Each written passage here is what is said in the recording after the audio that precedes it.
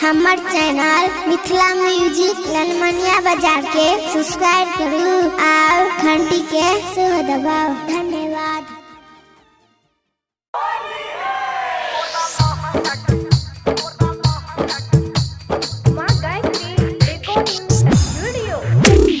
DJ ओम शंकर परसा Kharbhinda mobile centre number बाजार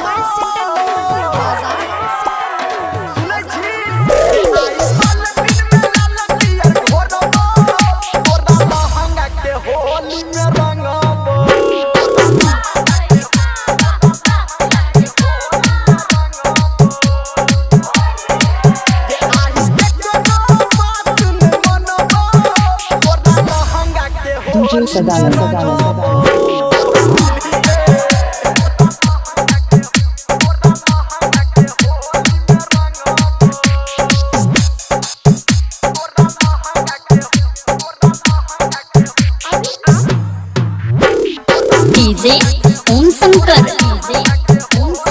परसा खरभिंडा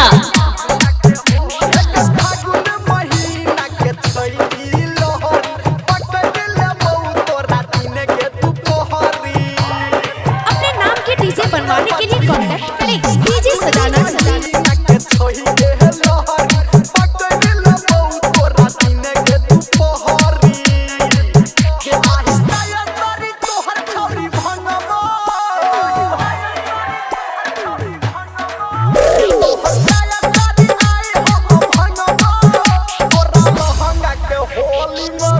आप सुन रहे हैं डीजे सदाना डीजे सदाना डीजे सदाना डीजे सदाना।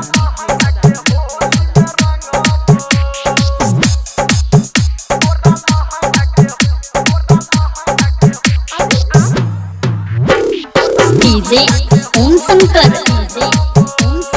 परसा खरभिंडा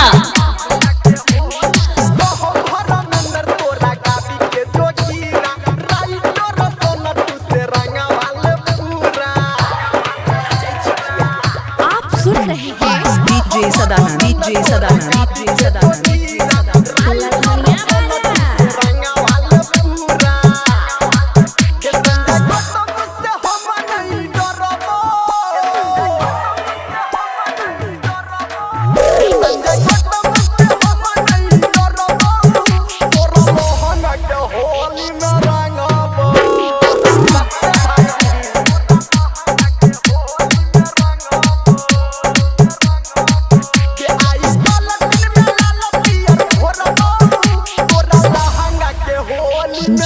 सदाना।